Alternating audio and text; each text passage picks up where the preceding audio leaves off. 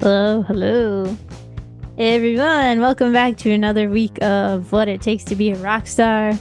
I'm your host, Mel, and this week I have a very special guest, LG from Thelma and the Sleaze. And you'll notice if you're watching the video, it changes. Times change. I did this in the morning, I did this in the night. I've done this all different days.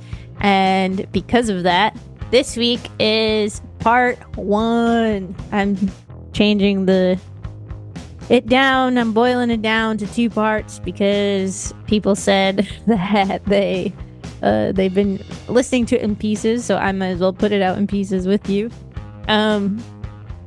Anyway, this week's gonna be really, really fun and exciting. So here's my little trailer. This week on What It Takes to Be a Rock Star, we got drama. Why don't we clean it? Yeah. Why don't we clean it? We have inventions. You hear that, Amazon? You hear that? We talk about drums for 20 minutes. You know what? You need to talk more like this. This is the podcast I want to hear. Or that might be part 2. Anyway, hope you enjoy the conversation. Stay tuned. It gets good. LG is a DIY queen who has run the maybe only all-female queer Southern rock band since 2010 and has brought over 35 female musicians on tour, all on her own pretty much. So without further ado, here is our conversation. Get into your question. You got questions right now, Francie? I got general curiosities because Sure. so this whole podcast, the whole idea is I'm talking to musicians from all different levels. So there's, my friends in Brooklyn who are just playing like DIY spots, and then I'm talking to people who are getting on the bigger shows that everybody wants to get on, and I'm trying to just figure out and find out from everybody how they're making it all work. And I've dug into your story a bit because you've been open about it. Like you have, like I said, you have your podcast, Queen of Shit Mountain, right? And I listened to your tour one where you were chatting about flying people in from all over the place, making it work. You've had like 35 members in your band now. Has that gone up? Yeah, it's gone up even more. It's still rising. Yeah. So like you are a great example of just persistence and making it work. And I know you've been vocal about how annoying that is, and you're getting a little tired of it. And I just want people to hear like the real side of music, like that stuff. And yeah, because as musicians, we're always posting about all the amazing things that are happening, or part of marketing as a musician is being like, that was the greatest show of my life. That was the best tour ever. We had so much fun. And like, meanwhile, you like slept in a puke pile the night before, and you're like, it's pretty nasty sometimes. It's still so much fun. Like, it's not like you're lying.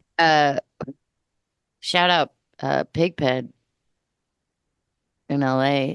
Kat had diarrhea in her boots not in her boots, on her boots on this tour we did in March. You just wouldn't think that kind of shit would still happen, but it did. Exactly.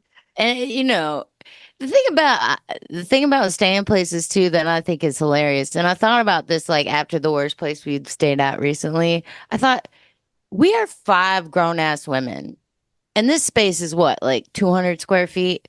Like, if we got a scrub brush and some bleach, we could have this place looking like nice in probably 25 minutes. But something inside of us just says, well, this is where we are, and it ain't my house, and I ain't. No, next time I thought about it. Next time I roll into a crib like that, I'm fucking being like, bitch, get the Swiffer. You grab the pine saw. You go and get that Katie Litter box. I'll buy you a breakfast sandwich. Like, let's get this shit nice. We don't just have to sit here and take this. We're grown.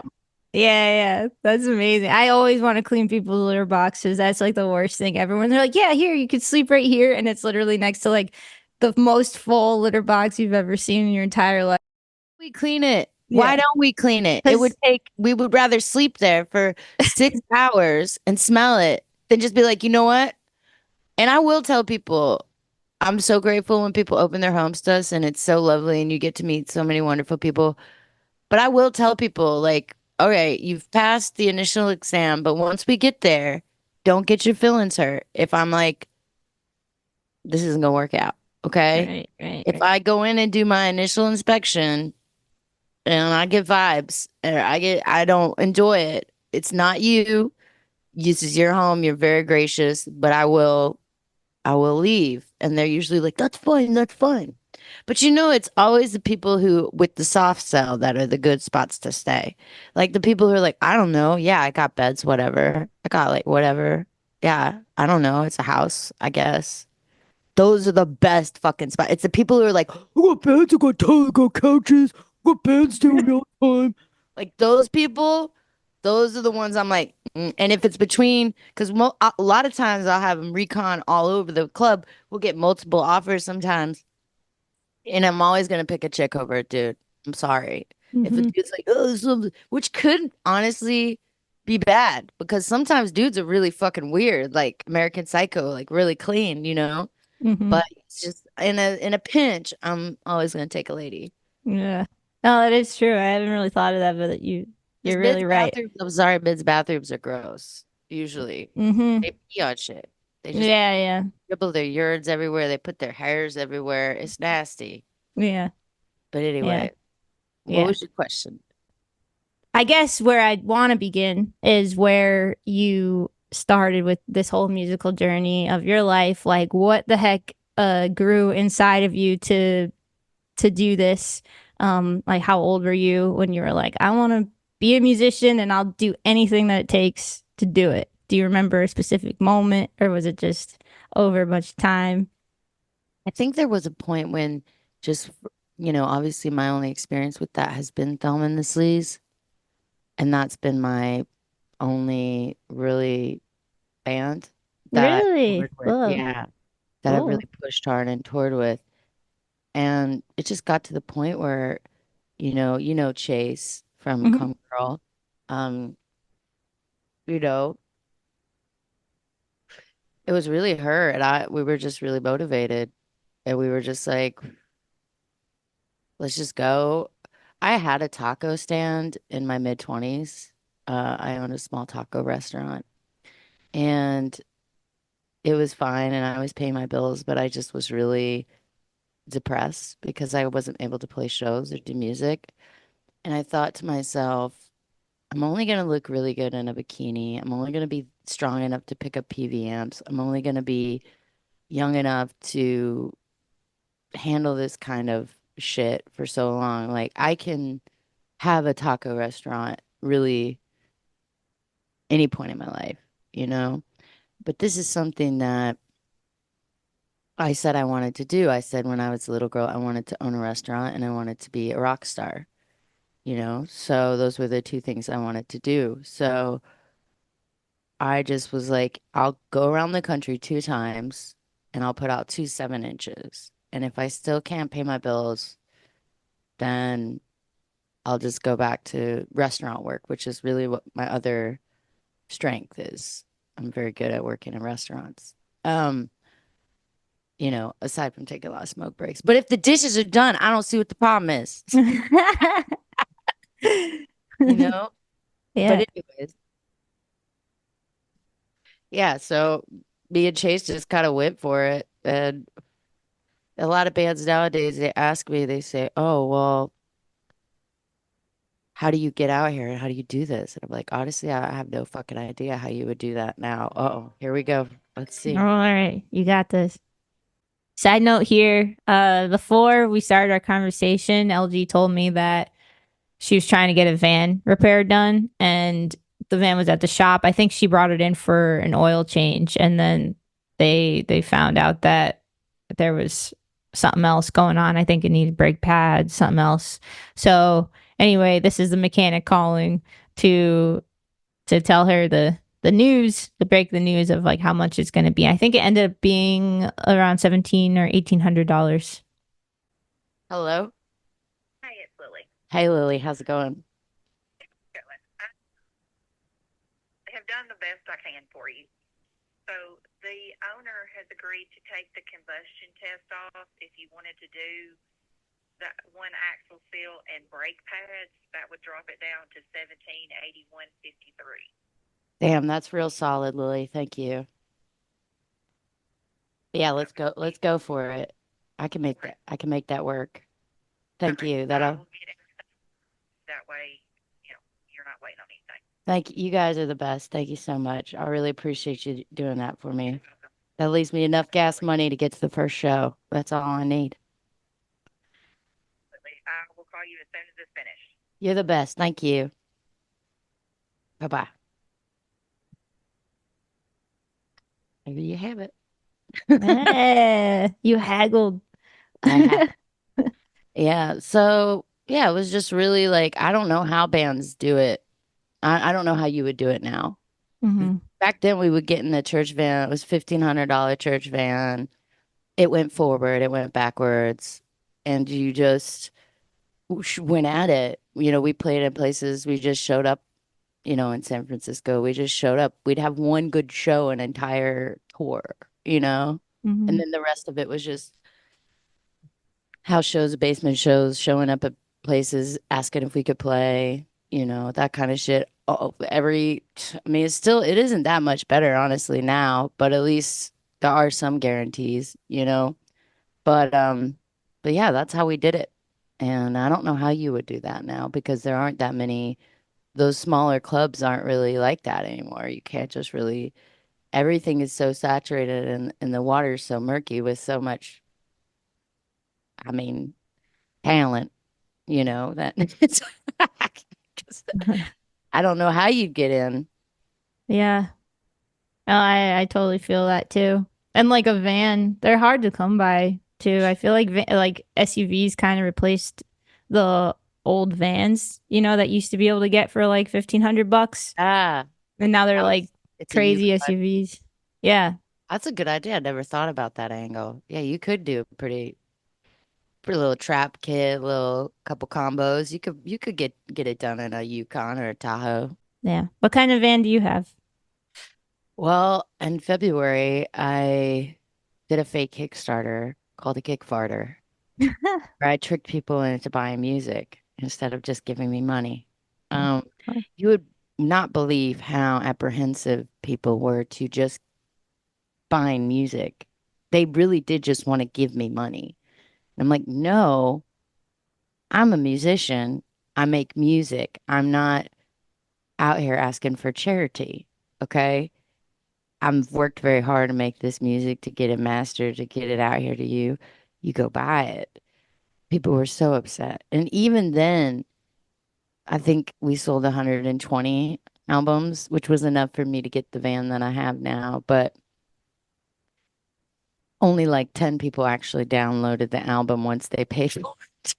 It's so weird. It's like I swear people like even if they love the music, they don't want to download the music. They're It's just like, I like don't want so this music. Well, can I just give you the money, LG? It's no, buy the music. But, you know, I did end up getting this van. It took me 2 years to find a van I could afford. I mean, here's the bottom line is I don't want a nice new van. You know what I mean? I don't need a nice new van.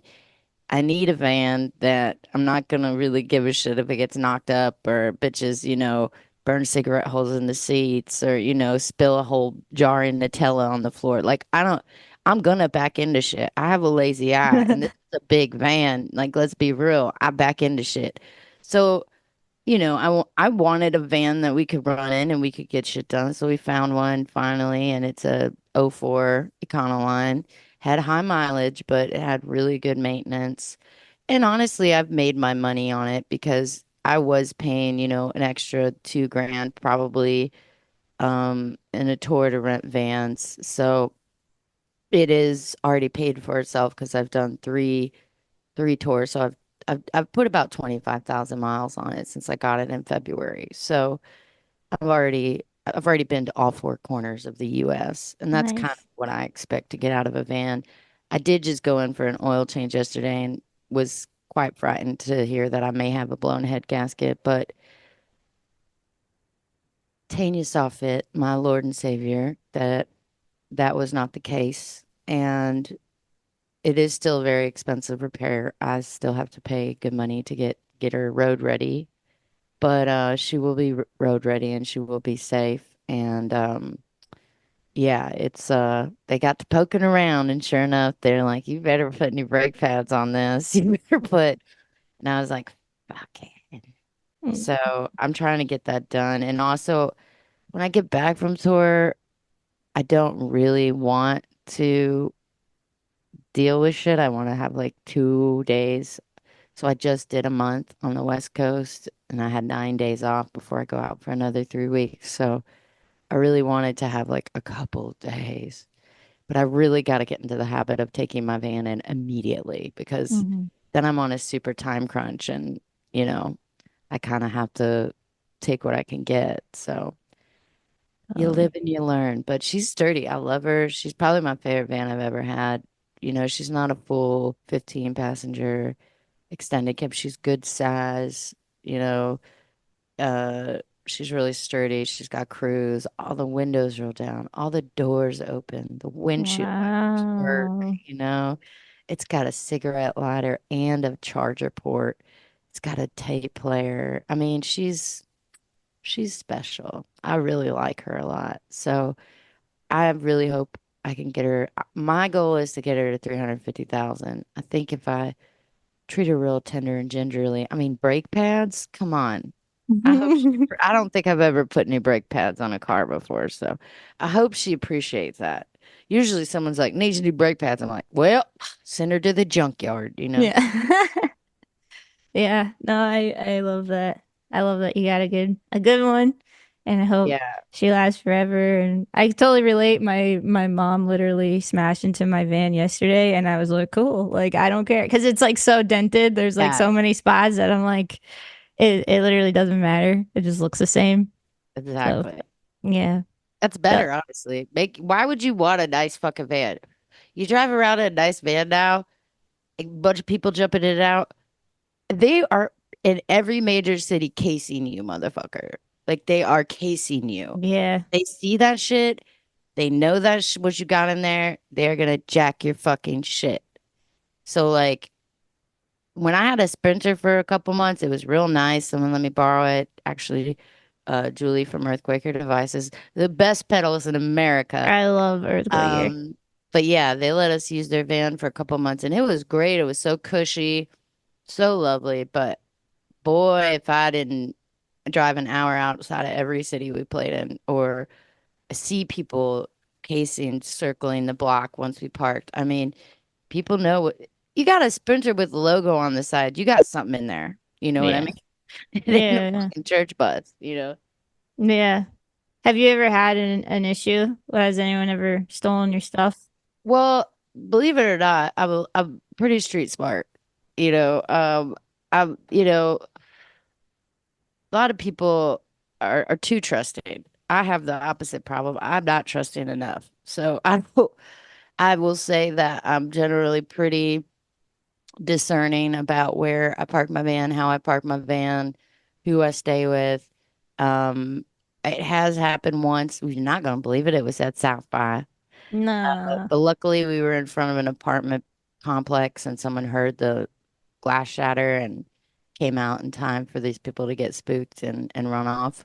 And also, we were junking the van the next day because it was uh that was a whole nother mess. But so it ended up being fine. But that was the one time I do not fucking play. Yeah. Like I really don't. In Portland, I need a driveway. I need to back her in. You know what I mean? Like there are some cities, like if I play in St. Louis, we are not staying in St. Louis. Hmm. Cincinnati, good day, Cincinnati. Thank you Hmm.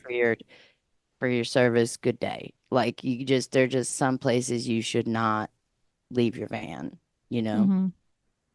For Mm, sure. sketchy as fuck. Yeah, yeah. Chicago. Honestly, I've never had any trouble in New York. I think New York is kind of actually pretty safe. Um, That's I good. hope that doesn't bite me in the ass later. Yeah, yeah, yeah. Knock on some. Yeah. No, I've had good time in New York too. Like sometimes I Yeah. stay over and I have to leave like an amp in the van and I'm all like sketched out and it's all covered with things and I've never had This only is one why time I I go want ahead. to make an invention. And I've always wanted to make this invention for touring bands called a garbage tarp. Okay. Now it's a tarp that's covered in like old newspapers, dirty diapers, looking old 2 liter bottles, empty packs of peanuts and cigarette packs, and you just throw it over your shit, right? And then people look in the back of your shit, they're like, oh, it's nasty back there. You know what I mean? That's so good. Call it garbage tarp. That's You hear genius. that, Amazon? You hear that? They're Yeah. listening. They're listening. That's amazing. I love that idea because that's basically what I do in my van is when I get to New York, I throw my literal garbage. Like Yeah, I have like a rain poncho thing. I throw it on there. I throw like an old sleeping bag and then exactly. like some cans and it looks like terrible. Exactly. Go to Yeah. the beauty supply. Go walk in, be like, you got any of them heads with hair left in the back? They'll be like, yeah, bitch, I got a couple. Be like, all right, I'll give you $30 for one of those heads with hair. And then you tuck a couple sleeping bags and put that bitch's head up, put her some headphones on that people could be like, oh shit, bitch sleeping in there. Yeah. No. Go to the fucking Costco, get you a giant stuffed husky, animal dog looking thing. Put that in the back. Some motherfuckers looking at that. Oh, damn, got a big ass dog in there, shit like that. Yeah. That's you Yeah. gotta think about this. But really, above all else, don't stay nowhere. It's always going to be in your best interest to drive an hour to a little podunk town with a Motel 6 and park your shit there. It's just Mm-hmm. always going to be a better option. And let's be real, always take your guitars out if you second guess it. If you're not even a little bit unsure, always take anything people can grab. People want to run off of my fucking PV, my fucking 100-pound PV that you're gonna get $10 for at the pawn shop. By all means, friend. Like Yeah. like let's be real. So your tours, you tour a lot, which is awesome. Mm, I hope you still think it's awesome. I know it's a lot. It takes a toll financially, mentally, um, all the ways. But I want to ask you, like, I know you fly people in now, mhm. and you mentioned you get some guarantees and stuff. But the level you're at right now, like people will look at you on the internet and be like, "Dang, she's successful," you know. Really? You think I so? think so. Yeah. I mean, you're Huh. popping off. You look legit, and you're playing. There's always people at your shows. At least you get the right angle, so it looks like there's people at the shows. Well, maybe You- so. Maybe so. I guess. Yeah. Yeah. I just want people to get like a feel. Like I most get of in it. trouble. See, I've gotten in trouble for talking shit about shows. So, Really? oh yeah. Like, not only do I not post shit to make, first of all, I would never post anything to make people jealous or envious of me Yeah. or that was disingenuine to my experience. You know what I mean? Like, Hmm. I think that is disgusting. But I have gotten in trouble for being like, I drove 6 hours, paid, X amount of dollars to get my van fixed, showed up. This promoter stiffed me. Fuck this place. I'll never come back. I have gotten in trouble for doing that. From the venue or from other From my people? booking agent being like, oh, gee, you can't do that. And I'm like, it's fucking No. honest. These No, people, you should. my friends are going to show up to this club and think this is a cool place to play. And it's fucking not, you know? Yeah. So, yeah, I mean, I really, I don't know that. I mean, people do tell me they think I'm successful, and that's very nice. But, there's no, what is that thing called? Like a Goldberg machine or what is it where there's all these little contraptions that trigger other contraptions that make things do things or whatever. Oh, I That's don't. what it's like for me because there's absolutely no way that I could do what I do at all if I gave a shit about money, which I absolutely don't. if I wasn't already so do this, do that, don't do this, do this, like it's all ingrained in me at this point. And if I didn't already have that momentum, if I didn't already have this built in kind of, you believe it or not, I do have a good reputation in a lot of places. And that does help. Mhm. Because people know that we are going to give them a great show. Um, and that does help. So even if there's not a huge turnout, the club likes us, and I make sure all the women I hire know that. Like, you don't disrespect the clubs, you don't disrespect my fans, and we'll have a great time. But that's really paramount to me. If you can't be disrespectful, and if you are disrespectful, I will not take you out again. Mhm. I don't have a huge following, so everything that I've built shaking hands and looking people in the eyes. And Mhm. I don't I don't take that lightly.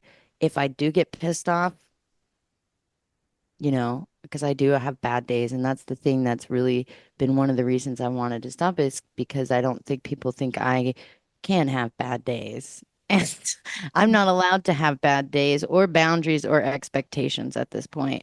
And considering how long I've done this and what I've accomplished, I really feel like I should be able to have expectations and boundaries and bad days. This Mhm. was never a space that was given to us. Nobody wants us to do what we do, but we do it and we do it very well. And it was fought for. And actually, the bitches who really put in the work did it for $30 a show. You know what I mean?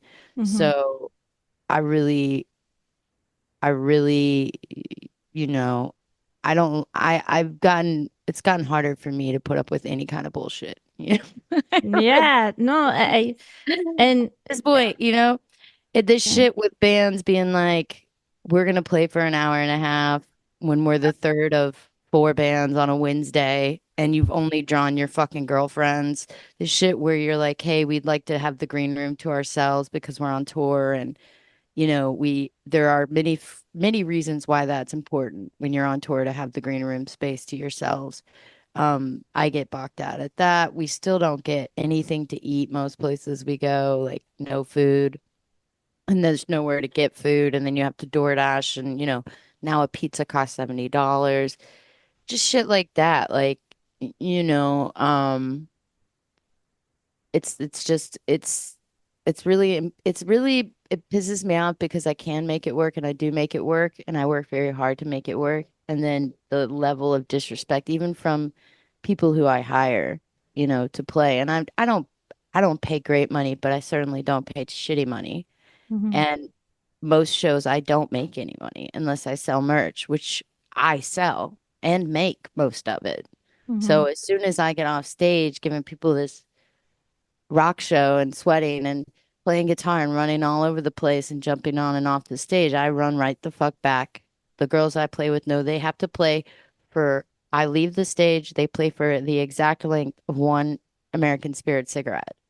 Now, Mhm. I had to make them start doing this last year because I was really just like, I could not just go directly to the merch table. Right. Right. So they smoke and then I go right back there and I do the merch, and it's like if I don't sell that fucking merch, I'm not getting anything out of this. I'm just Mhm. driving 6 hours, and it sucks too because we do have diehard fans. We have 13 of them, real fans, maybe 14 now. Real fans who care, and there's always one of them at a show where there's like four people, and I don't want to give them a show, but they've Mhm. been waiting all year and Mhm. they drove 2 hours and they're so sweet that it's like, well, give them a show, give them a fucking show. Because I do still think it's pretty cool that people pay, $20 to hear songs I wrote. Like, that's pretty cool. Yeah. Because it really, above all else, I've just always loved to write songs. So I like to think that those 13 or 14 people, they show up for the songs. Because Mhm. it doesn't, I think that's the thing that's always been weird to me is like, how do y'all not get yet that like it doesn't matter who I play with, what they're playing. where we're playing, any of this. Like, we're always great. And the reason that is because one, there's no end to talented female musicians. They're everywhere, they're all the time. It's not exceptional, it's just the norm. Stop being surprised. It's not a novelty. It's not a Yeah. novelty. And there's been a lot more of them than the fucking runaways. And number three, or number two, my songs are fucking great. So it Mhm. doesn't matter who I'm playing with, how long they've been playing with me. The bar has been set. They know where that bar is. They aspire to hit that fucking bar out of respect for the other women who played with me. And the songs are fucking great. So it doesn't matter who the fuck's playing them. They're gonna be fucking great because I hire great girls and I write great fucking songs. Mhm. And I'm a great performer. So even if I always tell bitches this, well, what if I fuck up LGI, blah, blah, blah, on my first show? I'm like, look, I can assure you, you're not going to be the reason I have a bad show. Nothing you do is going to make me have a bad show. Do you understand that? The only person who can make me have a bad show is me. These people are here to have a good time. If they want to listen to the record, they can sit at home and listen to the record. They came here for a rock show. Mhm. I'm going to give them a fucking rock show. If my Mhm. amp blows up, if my strings pop, if my titty falls out, if you play a G sharp when you're supposed to play a G, it does not fucking matter. I'm going to give these people a goddamn rock show. Mhm. So that's it.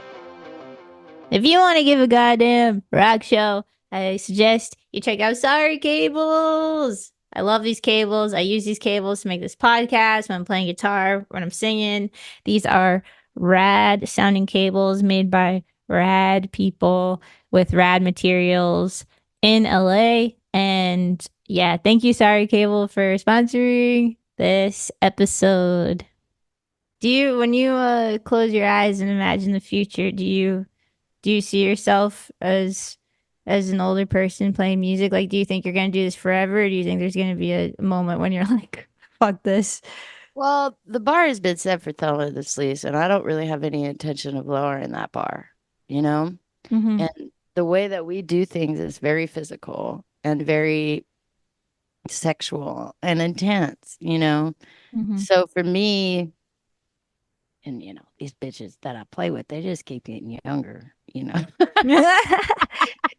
The drummer I have right now, she had a double cheeseburger, quarter pounder cheeseburger for lunch.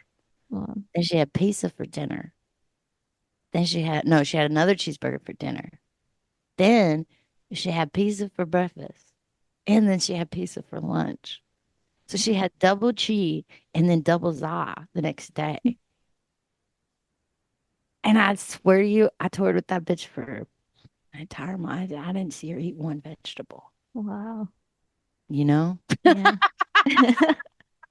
If I ate a cheeseburger, I don't poop for like a week. You know what I mean? Like, I was just like, how in the fuck? It's special. But yeah, Yeah. no, I mean, I'm always gonna play music. I'm always gonna write. Like, I can't not write songs. I can't. That's impossible for me. Mm-hmm. I write too many songs. Uh, and I love performing. So I do. I feel like I do look kind of sexier than I've ever kind of looked as I get older. I feel like I kind of do look sexier. I don't know if that sounds shallow, but I do feel like I'm in a good, sexy place right now where, you know, because I just tour all the time and when I'm not touring, I just do yard work and, you know, rearrange my furniture. So I'm in pretty good shape. Uh, but it's a thing where that's what I'm going to start doing now. So Thelma and the Sleaze isn't going to tour 120 shows a year anymore. I mean, I thought that if we were going to blow up, I think it would have happened by now. Mm-hmm. And also, I don't think it has anything to do with me, the reasons why we haven't blown up. You know what I mean? It's not because I can't sing. It's not because my songs aren't great. It's not because, you know, there's just, I don't play the best fucking shows most people see all year. That's not why. I think it has really a lot more to do with what is acceptable in rock and roll, what's not acceptable in rock and roll. And that's okay. I've built a pretty good fan base and I've managed to keep my lights on and my dogs fed and keep gas in the tank. So I'm okay with that. And I think what we've done is important and it's going to be something that over time people realize how important it was. Mm-hmm. But, you know, I do intend to continue to play Thelma and the Sleaze shows and I do intend to still tour, just more quality versus quantity. So Mm-hmm. I'm going to ask for what I think I deserve. I'm going to not have to play X and X shows to get to X point. I want to just do more concise, more intentional shows with them in the sleeves. And then I have several other things that I've wanted to do for the last few years, but I haven't been able to get off the ground. I want to do, a surf rock band that I've kind of done a couple shows with where we just cover vintage songs and it's fun. And surf rock is just like so fun to play and it's really I don't actually just get to play guitar a lot, so it's just fun for me because I just get to play guitar and Mm-hmm. wear a mask and it's fun. And then so I want to do some more of that and then also uh I want to and I think you'll see a lot more people who are in bands do this. I'm usually the first one that does everything, honestly. But like I'm just gonna start doing more acoustic, solo shows. I'm gonna do more one woman shows where it's stand up kind of storytelling and songs and projections and just kind of like an all encompassing because I am a performer. That's not a surprise to anybody. I can just so that's something me and my podcast producer we have been working on because she's just really my producer in live, Mm-hmm. getting that kind of idea off the ground. And me and Kuchi, my keyboard player, are gonna be doing some uh, you know, unplugged acoustic shows at the end of this tour as kind of I've kind of been teasing it with my Instagram, posting a lot of acousticy songs and just, funny songs and things like that. And then this tour with Coochie, hopefully we'll get some content that we can use to promote both of our solo interests. And then that'll be something I try to do more in the fall. So that's something I don't want, I would rather do 4 shows here or there. I mean, I've pretty much played consistently like 120 shows a year for the last 10 years nonstop. And except for COVID. And, it's just going to be, like I said, I don't want to lower the bar for Thelma and the Sleaze, but the Thelma and the Sleaze is a solo project. You Mm-hmm. and no one's going to think that, but it really has been a solo project. Mm-hmm. But there has been a bar that's been set, and there has been a songwriting tone that I like to keep with Thelma and the Sleaze, but I've done so many other things that no one's even paid attention to, but that I want to, like I said, focus more energy on. Um, and I think honestly, I'll make more money. I'll make more Mm-hmm. money. It'll be easier to manage. I'm not doing a great job managing people anymore. Mm-hmm. A lot of the people I hire aren't really here for the right reasons, and that's okay. Your reasons are your reasons, and that's fine. But it really wears on me. I didn't Mm-hmm. want to start a band that I just hired people and that was it. It just is what I had to do in order to do this band and offer the opportunity to a lot of women to get to tour and play shows. You would think that would warrant some level of respect or, you know, but it's not funny. There's no camaraderie and yeah, people are really weird now. They're like not that fun to be around. Oh. Um, so yeah, it's like it does require a lot of effort on my behalf just to be a good leader. I Mm-hmm. mean, it's really hard. And I do have bad days and um, you know, not every day is a bad day, but sometimes they do happen and people who aren't your friends or don't necessarily have your best interest in mind, they don't give a shit if you have a bad day.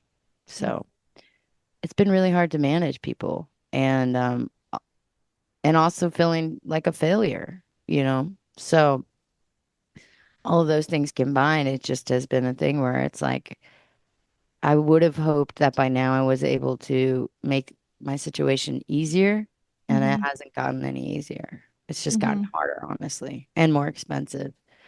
So it is, I am at the point where I used to say I was going to quit a lot, and people would say, "Oh, LG, you can't quit. You can't quit." And now they're kind of like, "Yeah, but that would take a step back, LG." No.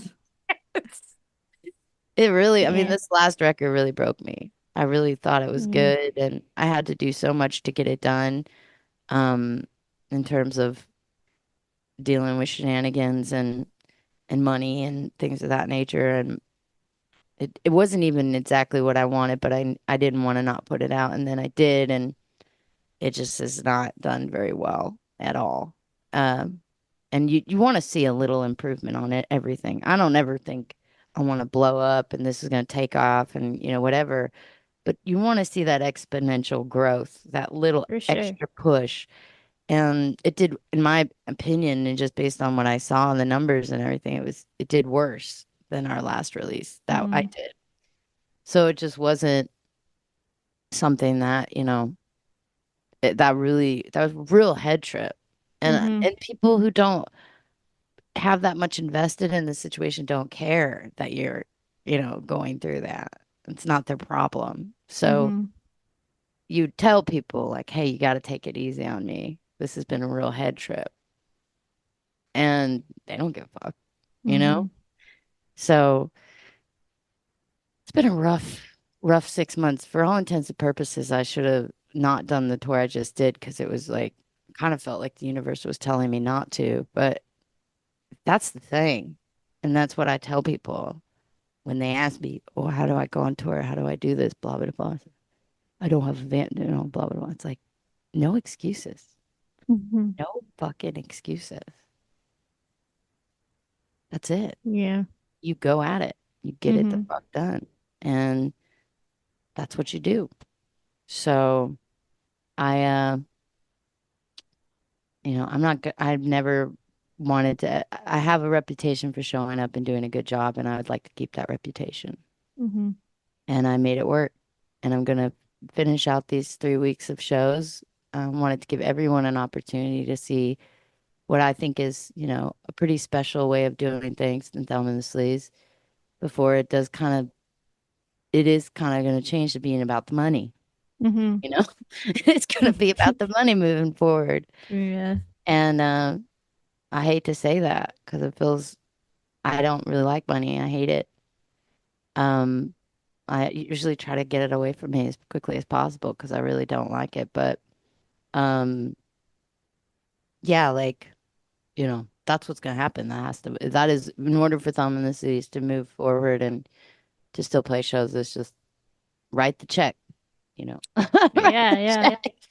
No, it's a necessary thing. And I didn't want to admit it to in my life, but making music is really expensive.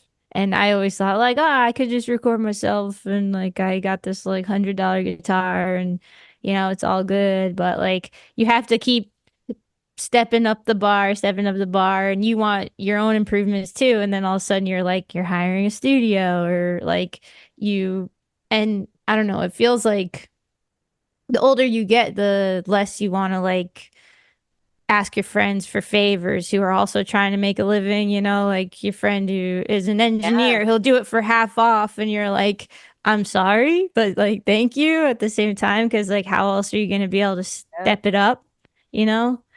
And everyone's getting older or like having kids or like, the Ugh, expense readers.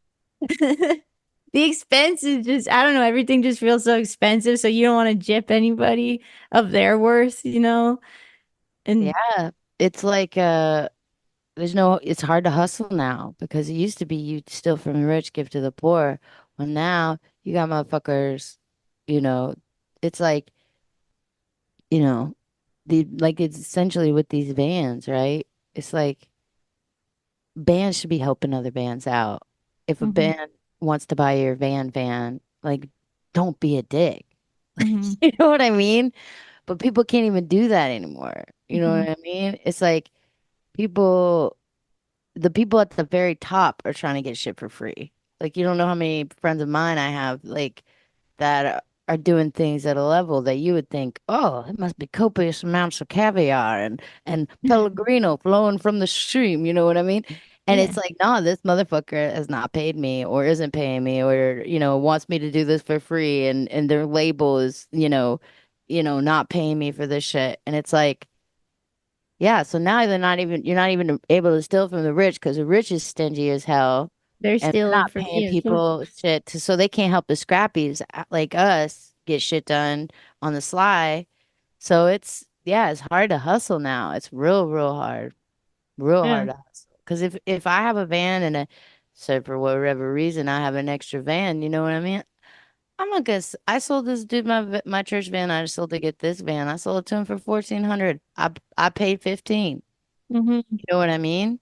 I drove for 2 years as my daily driver. I got my money out of it. I know I could have sold that van for 35, probably $400,000 now because people want to live in them. They want Mhm. to make it a okay TikTok channel. You know what I mean? But Mhm. I'm not that bitch. If Mhm. I see a man's gonna take it out, use it for mudding, fuck it up, do whatever he wants to. I don't give a fuck. It's none of my business. Just because you know you can screw somebody doesn't mean you should. Mhm. And that's the problem. We're letting capitalism control our lives. We're Mhm. letting capitalism inform our humanity. And that's fucked up. Mhm. It's not every man for himself. It's not only the strong survive, but we kind of got into that mentality during COVID. And meanwhile, even if we did fuck each other over, we're still not going to win. So we might as well be nice. We Mhm. might as well hook each other up because you're never going to be where you think it's going to get you. And once Mhm. you get there, you ain't going to have nobody to fucking share it with. So it's Mhm. like, why you want to fuck people, especially Mhm. people that are doing what the fuck you're doing?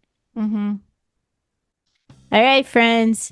Here is about the halfway point of our conversation. So I'm going to stop it here so that this can all be digested right now. And next week, I'll have part 2 coming up for you all. And I hope you really enjoyed this conversation. I enjoyed it a lot. And there's way more coming up. There's lots of fun things coming up where, we nerd out about drums and we talk a little bit more about finances, making it work, other things that were pretty fun to chat about with LG. So tune in next week for part 2. All right. Bye.